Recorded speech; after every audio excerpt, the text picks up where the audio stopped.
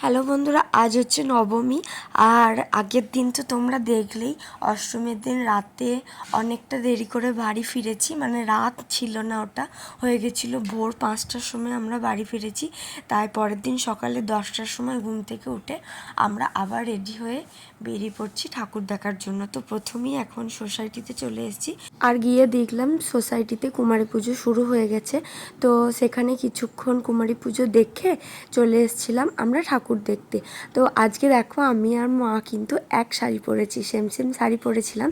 ভেবেছিলাম যেদিন দিনের বেলা ঠাকুর দেখতে বেরোবো সেদিন এই শাড়িটা মানে পরে বেরোবো। তো সেই মতোই পরে নিয়েছি শাড়িটা, আর এইতে ঠাকুর দেখতে চলে এসেছি।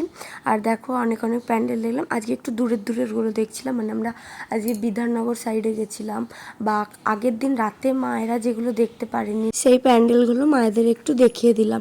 আর আমরা গোপাল মাঠ সাইডটাও আজকে দেখে নিয়েছি, মোটামুটি অনেকগুলোই দেখে নিয়েছি আজকে। আর কিছু বাকি আছে, সেগুলো পরের দিন বেরোবো। আর সেদিন না আমাদের ভাগ্যটা হয়তো একটু বেশি ভালো ছিল, ঠাকুর আমাদের উপর একটু বেশি সহায় ছিল। কারণ আমরা একটা মণ্ডপে ঢুকতে না ঢুকতেই নবমীর প্রসাদ পেয়ে গেলাম। এটা তো দারুণ টেস্ট ছিল। তো ভোগ নিয়ে তো কিছু বলা যাবে না। তো এই করে করে আরও দু একটা প্যান্ডেল দেখে এখন চলে যাচ্ছি বাড়ি যাওয়ার পথে দেখলাম রামনবমীর বিরাট র্যালি বেরিয়েছে। তো আজকের ব্লগটা এতটুকুই, দেখা হচ্ছে নেক্সট একটা ব্লগ। বাই।